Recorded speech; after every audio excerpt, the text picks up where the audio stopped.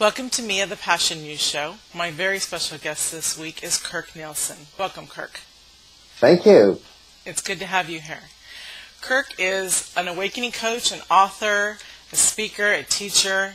He wrote these 3 books called The Oneness of US, and he'll explain more about the process, but there is about who I am, about relationships, and about wealth, money, abundance, that type of thing. Those are the 3 subjects, right? Right, exactly. So will you share, before we get into your books, can you share how you, because part of this whole process of sharing with people is to let them know that they can accomplish what the guests that I bring, that they can have faith and belief that they can move into any realm that they choose. So share a little bit of your background story, and then up to your book writing, because that's your book is what really launched you, correct? Yes, yeah, in this particular avenue that I'm in right now. Right, exactly. We're all so multifaceted.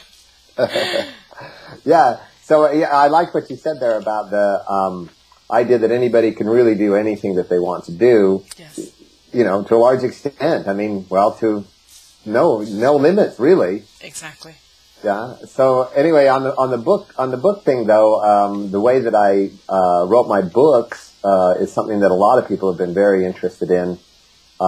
They came to me in an ask, listen, write process, where rather than writing them out of my mind, I was writing them, well, kind of like from my higher self or from my spiritual guidance, right. which I would just write a question and things would come into my mind that were even beyond anything I'd ever thought. Mm-hmm. It's very interesting. Mm-hmm. That is. Yeah. So, how far do you want me to go back in terms as far as you like. You can go back to your birth, if it's relevant to your growth. Okay. I was born in Roosevelt, Utah, and it was about 2 hours outside Salt Lake City, Utah. And most of Utah, as you may know, is Mormon. So I was raised Mormon, and actually on a Mormon mission.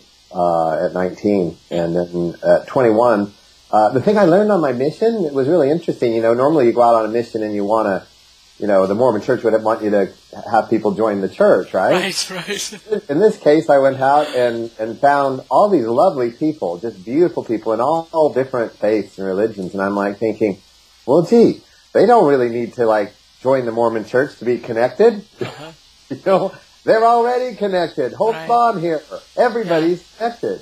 And that was my, you know, big epiphany in going out into the world like that. Isn't that amazing? Because when we're raised religious and strictly religious, and then to have that more or less like a breakaway to spirituality, it's unbelievable. That's when you pop, I think. Yeah. It's like, okay, yeah, this isn't, you know, what I've been fed, you know, taught, raised on, isn't necessarily the way that it is. Right. And, you know, there's lesson number 1. The beliefs that, you know, we have quite often aren't our beliefs. They've been given to us as though, hey, adopt these, but that doesn't mean they're ours. And the trick here, and this is what I would advise everyone, is to find who you are and live who you are, not who you've been told to be. Mm-hmm. Mm-hmm. So that was my big thing is to learn that lesson. It's like, okay, I can let I've been told and be who I want to be. Right. Anyway, I when I got back from my mission, I decided not to pursue just that Mormon way of thinking anymore, and I opened up to all kinds of philosophies. I had to do a lot of letting go of ingrained beliefs, which was a huge process, but I got very good at that. And I would let go of them, and then I would do what works for me. And it didn't matter what other people said. It would be like I would test it and say, well, that doesn't feel good to me, and I wouldn't do it if it didn't work for me. And then I would do what does, even if no one agreed with it. Right. So I highly recommend that for everybody. Wonderful. And in fact, I think the whole thing is very when I say the whole thing, living life is a very individual process. Mm-hmm. It is. It absolutely is. Life is a complete unique experience. Mm-hmm. So nobody's having your life. Right. Yeah. Right. Absolutely. Experiencing is completely, really different than another person, even though they may be standing in the exact same spot as you. Mm-hmm. They'll experience something entirely different. Does that answer your question? Well, I do agree with that. But I think until you get to that point where you can trust and decipher and have already pushed away the because there are thoughts that go around that I found in my experience as I was growing that were not as divine, not as higher self. They were more negative thoughts, and so that was not the divine thought. That was something else. So Good point. to push away that aspect and to listen to what truly is, ask yourself. As you're learning, ask yourself, where is this coming from? Good Does point. this sound like this would be a divine, a God idea? And then if the answer comes to no, then you know that it's not. Right? Thank you. And that leads me to the next part of this, yes. which was when I would then go to class with my, higher guide, I would set the stage as though that's what I was doing. I would prepare myself and move into a space where I was listening and paying attention to the difference between what you say is your own, like, say, physical mind versus your higher mind. Right. And I was very much in the state of, okay, I'm gonna, but, it was really interesting because, so I would sit down and I would take a pad and a pencil and I would write a question. Mm-hmm. That would come from my physical mind, kind of where I am. Right. In my personal life. Yes. But then this still small voice or this idea would come from within inside me, bubble right up in an answer to that. Mm-hmm. So it was almost like two people were in me. And I think everyone has this experience, yes. Like, the angel on one shoulder and the devil on the other. But it's pretty clear that what I would say is one of it's the physical mind, literally the programming that's in your brain, that's been given to you, and who you are as, a higher being. Right. And to distinguish between those two, you have to first say, there is two things going on there. Mm-hmm. Then you have to look for it and listen for it. And then do what it says. I mean, because you keep rejecting it, it doesn't... Right. It doesn't have a very loud voice if you're not giving it a stage. Right. It won't come to fruition. Right. Can be saying stuff all the time. If you never do it, then it's like, you never hear it. It's like, are you not hearing it or are you just not following? Right. It was different. Right. So, anyway, I would write a question and, at the start it would be just a few sentences would come out. But within, maybe a week or so of doing this every day, I got to the point where I would write a question and it would like the floodgates would open. And I would write, 1 page, 2, 3, all the way up sometimes to 6 pages off one question. Wow. And I would just be writing just sentence after sentence. And the way that it comes to me isn't like words, like one at a time. Right. It was like ideas, and then I would say it in my own language. So it has Kirk's personality. Right. But the idea is like a universal idea. Mm-hmm. Right. So that's how my books came. And, at the time I had probably stacked this high of handwritten notebooks. I didn't even know it was a book at the time. I thought I was just going to class with my spiritual guide. When I got done, I had a stack of writing, and I'm like, well, this is really good stuff. And I said, when do I start on my books? And they go, these are your books. Organize them and publish them. Right. Very cool.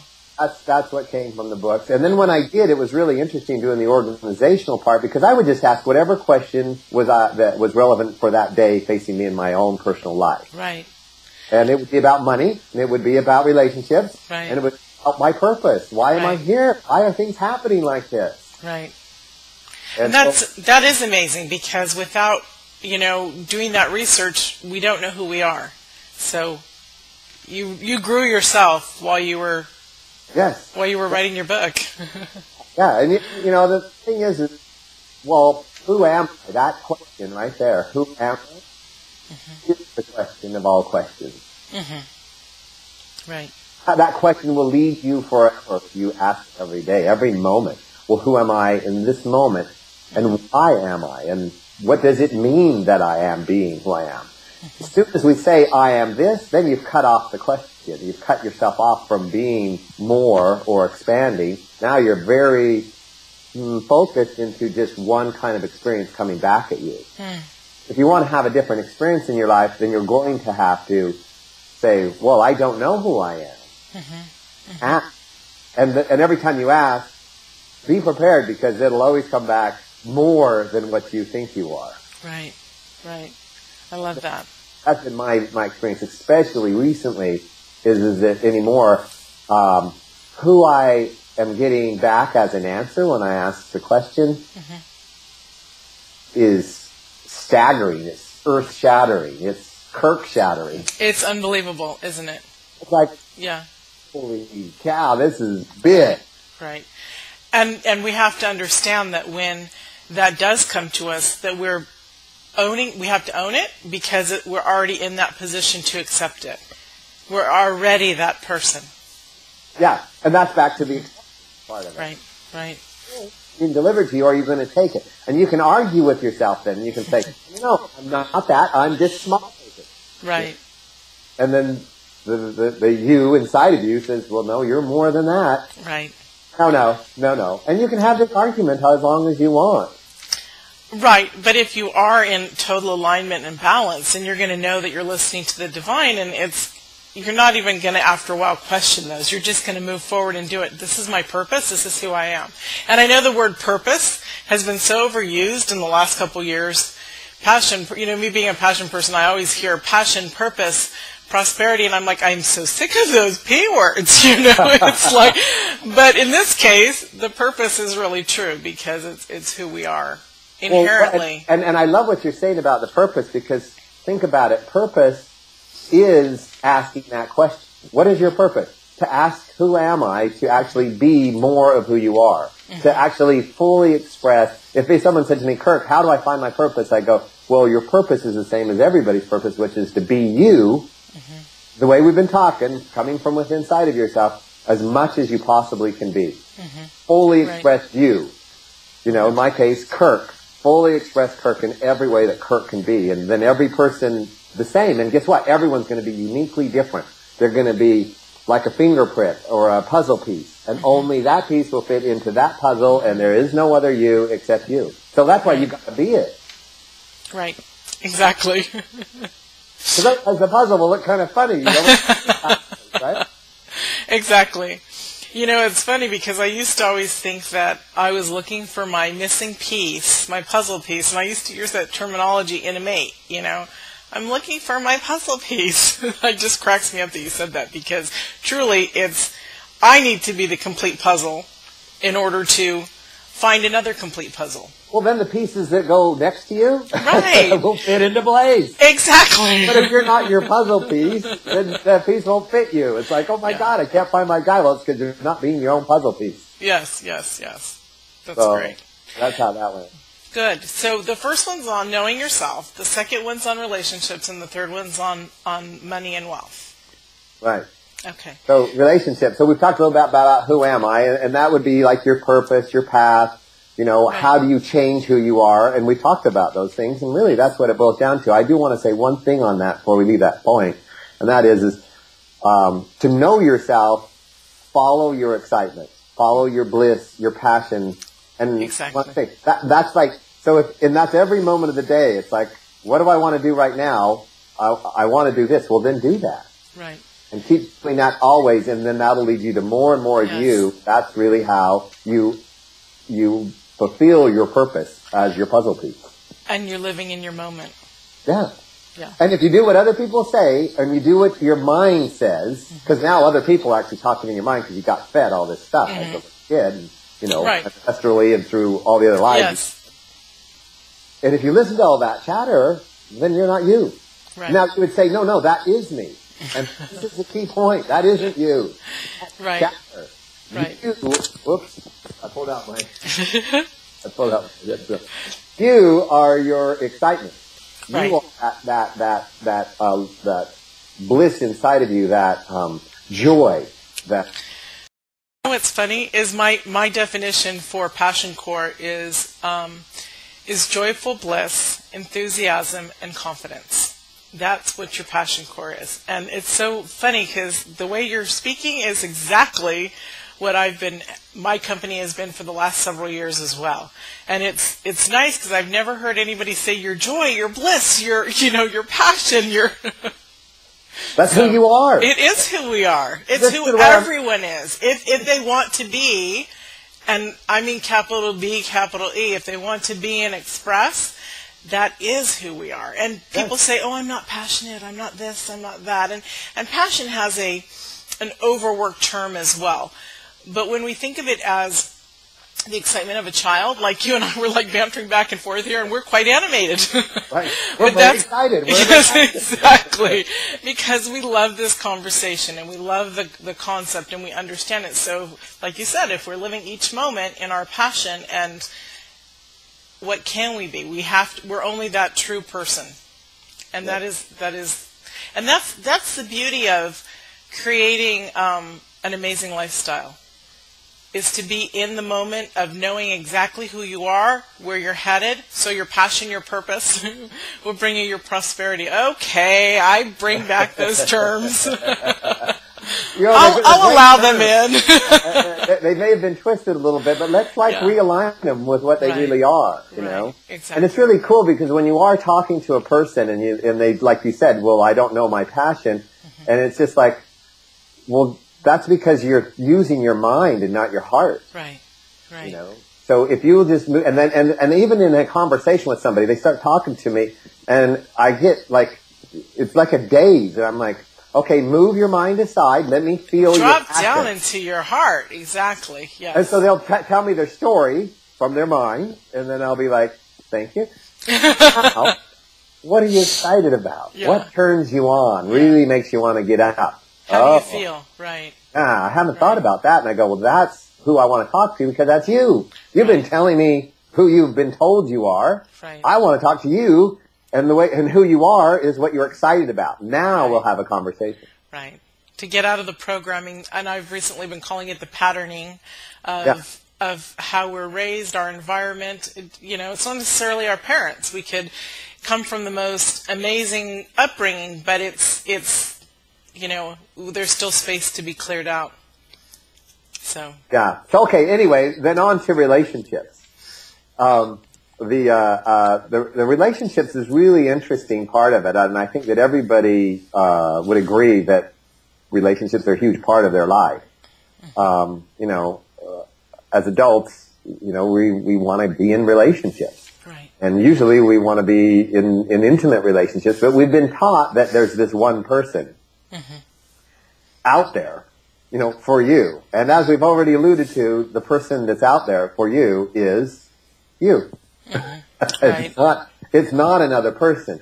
Right. Again, you be the puzzle piece, and there will be, guess what? Not necessarily even one puzzle piece that fits next to you, but there might be 4 or 6 or 8, and they all have a little piece that fits into you. There might be one that is your intimate partner, but there might be 2 more that add something else to your life. Right. So this idea of any limits about what that looks like, about what fits you, I think is a very limiting idea.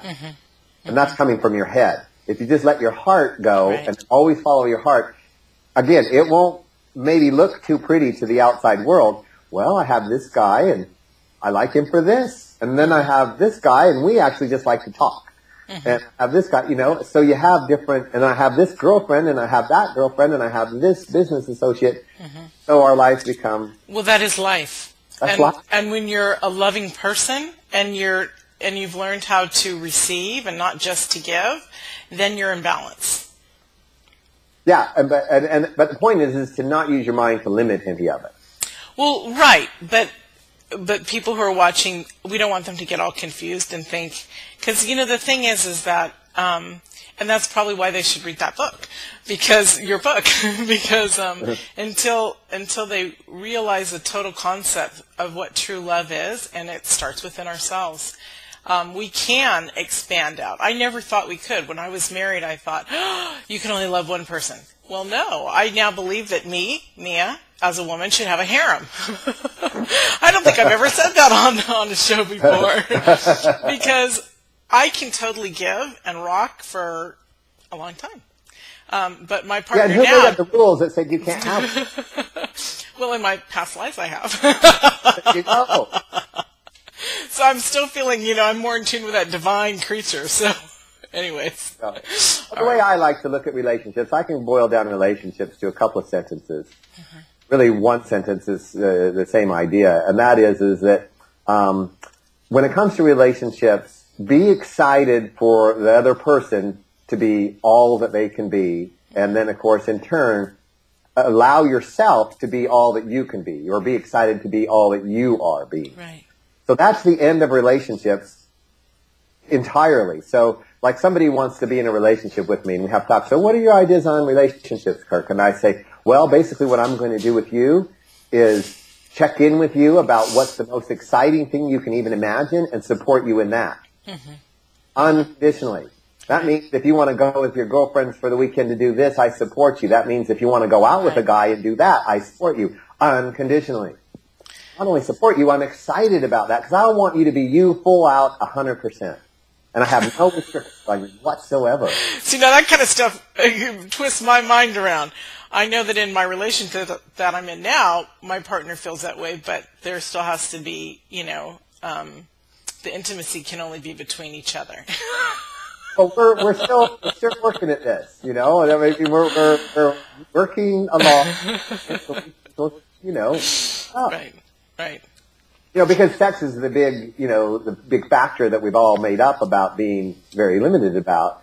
But, as you do your work on it, you can become more unlimited about that. You don't have to, and you can choose not to. It's all very personal. Of course. My question is always, what excites you? Right. And if you're sitting there at the table with your guy and you look across the room and the other guy is exciting you, what am I going to say? Follow your excitement. Interesting. Ouch! See, I was married for 25 years, and I turned off that part of myself. I wouldn't look at any other women because I knew that if I did, I would be excited by them. I mean, like, okay, well, and I want to be committed to my relationship. So I was committed to a relationship rather than to myself. Mm-hmm. I will never be committed to anyone but me. Mm-hmm. And anybody who wants me to be something other than that, I don't want to really be in a relationship with them because they don't want me to be me. Mm-hmm. Now, here's what's interesting. If that other person's all gung-ho for me to be me and were to support me, get up and go talk to her if you really want to. And not in a negative way, but in like a way where your girlfriend would tell you to do it. You know how, like, if you're with your girlfriend, and you see a guy you like, she'd be like, yeah, go talk to her. Right? I have some male-female married couples who believe the same thing. Well, there you go. Is that if you do, probably not a lot's going to happen with that. Mm-hmm. But let the energy flow, and basically you'll probably come back to your partner because they were excited to support you, and that person probably, has their issues or whatever, and and wouldn't be, as suited for you as who you're with. Mm-hmm. In other words, it'll all work out, and if you trust that it'll all work out, it will work out. Mm-hmm. You allow them to really love you and you really love them, you don't ever have to worry about them straying. If I'm supporting someone 100% and they want to go be with somebody else, I want them to go be with somebody else. Mm-hmm. But I'll say this, if they are digging me and I'm like supporting them that heavily, they're probably going to keep digging me even more. Right. Probably. So the thing works quite well. Right. It's very interesting, but what you're talking about is love without boundaries. And that's... Love is what I'm talking about. Yes. And I'm saying that love is not sex. Right. I'm saying those two things together. See, we get all confused about love is sex, and no. Of course we do. And love is love, Right. And I love everybody. Mm-hmm. Love myself. Mm-hmm. Unconditionally. So this isn't just with my partner that I'm being supportive and excited. Right. That's who you are, and so that's what you're sharing to the world. Yes. And the thing is the more that I do it with other people, the more I give myself permission to love myself. Mm-hmm. Right. Back and forth, and I just keep loving myself more and more, and that makes me want to love other people more and more, and then love grows. Right. In everyone. Mm-hmm. Just like I'm overflowing in it. And guess what happens? All the people share this love back to me because I'm that way to them. Right. Now, share with me, because now my mind's moving even more, and share with me your oneness communities, or your concept for your oneness communities. Well, it plays off of this thing. I know it does. I'm a smart girl. So the idea is this this would be the foundational idea for our society, our civilization as a world. Mm-hmm. Would be where we support each other, where we're excited for each other to be the most that we can be. Mm-hmm. And on my events that I put on in the Oneness of US event, yes, they're really geared to do exactly that. We have exercises where people, I have them write down on a piece of paper the thing that they're most excited about in their life. Mm-hmm. And fold it up and put it in a box with all the other papers of all the other attendees, mm-hmm, and draw them out as a raffle. So other people right, are out other people's gifts. Mm-hmm. You know, because people are like, oh, I'm going to go bring a candle. And I go, no. This is inside of you. This is right. Your gift, because that's the most valuable thing that exists. Right. And see, people don't know this. They're like, I don't have any value. And so the whole thing is structured to make them realize you have tremendous value. Right. And they're like, well, who would want to, like, well, what I really enjoy doing, what really excites me is cooking. Mm-hmm. I then cook on the dinner. Mm-hmm. Or what really excites me is hiking. Or what really excites me is sewing or painting or working on computers. Well, then give that away. Give the excitement away. And I assure you, whoever is like, you know, receiving that gift will feel your excitement, and it will spark their excitement. Right. On, because you're turned on doing what you love to do. And the energy flows so that gift will find its right partner. Synchronistically, yes. Yes, it does. Absolutely. Absolutely. Yeah. You say, Kirk, I got the wrong gift. How dare they? And no, it's specially designed for you. Right. I got the wrong gift. Here's the thing that you were given, you know. Right. You'll have all kinds of amazing breakthroughs if you'll go and do that thing that you are existing doing. Right. Exactly. And it's our growth. It's what we need most. Yeah. The other part of that is it creates a new economy, because then if we have everyone in the economy being excited what everybody else is doing, supporting everybody else in doing that, loving everybody else doing that, so that makes us love ourselves, because then we have to be our excitement and be our joy and our passion. Right. So really encourage it. Everyone's like, I'm not listening to your story. Looking for everyone else's heart, you know? Right. So then the idea is it creates an economy, because then they start going, you know, Julie over there, she's really good at that. You know, Sam, he's really good at this. And you start knowing, and then synchronistically you get attracted to who you the resources you need, the people who be in your life. And now you're having an economy based on people, not on things. Right. I think that's really cool. I was a participant in one of those gift-giving things, and I was working on my business a couple years ago and really needed a computer person. But that wasn't in my thought. And that's what the gift that I drew. And the gift that I gave was counseling and relationships. And so the person that drew it had already spoken to me about really wanting to work with me, with she and her husband. She was a minister in the Lutheran Church or something, whatever exactly it is, in the prison, so I guess a chaplain. And so, but she had to be all hush-hush about everything. So it was very interesting. She drew mine, and I drew what I needed. And it's strange how that just amazingly works like that. It's the energy just, went to its right places. Yes. So, yeah. Well, and then and actually I'm just going to do this in my next event for a twist, is I'm going to have people draw what they draw, but I'm going to give them the opportunity to exchange it. And if they want to keep it, they can keep it, but they can also go, you know what, I would like to exchange this, and then attract themselves to the person that has the gift that shares, and then we're going to play with it that way. So, I see. We've played with it with the way of like, take what you get. Now we're going to play with the way of like, okay, now trade what you get. And see what happens there. And then what I want to have people experience is this idea of, okay, well, let's make up some money, right? Maybe we'll do this at the next event, but okay, write down 5 things, that you have that are valuable. No, that is your excitement, because sometimes you don't realize that they're valuable. Right. People don't realize, well, I love to go horseback riding. How much someone pay me for that?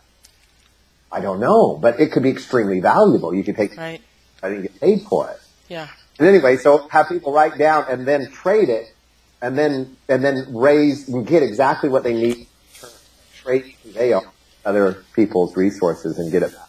So it's like the beginning of a new economy. I like that. That's wonderful. We're almost moneyless economy where we basically are just being right. ourselves, trading who we are. Right, exactly. We're almost out of time, so do share with us. Your contact information will be on the credits, but do share with us briefly your upcoming event. It's in Los Angeles on September 19th, which is next Wednesday. Mm-hmm. And anybody who's in LA, you're welcome to come. Go to my website, onenessofus.com, mm-hmm. and it has all the information there. We also have an upcoming event in Salt Lake City, which is on September 27th. Mm-hmm. We're having a retreat in Park City, Utah, where they have the Sundance Film Festival. Right. And it's a 3-day retreat there. Wonderful. Through the 30th. And then we are having one in Santa Barbara, Oneness of US event on October 8th, and then in San Diego on October 7th, and then October 14th is the San Diego, and then we have one in Phoenix coming up as well. So. Oh, wonderful. So people can find that all on the website. Good. Okay, wonderful. Well, thank you so much, Kirk, for joining us and for sharing your heart and not being in your head. I don't think we were in our head. Were we in our head? We weren't in our head too much. We were free-flowing. So, if you're excited, you're not in your head. Exactly. So thank you again for joining us.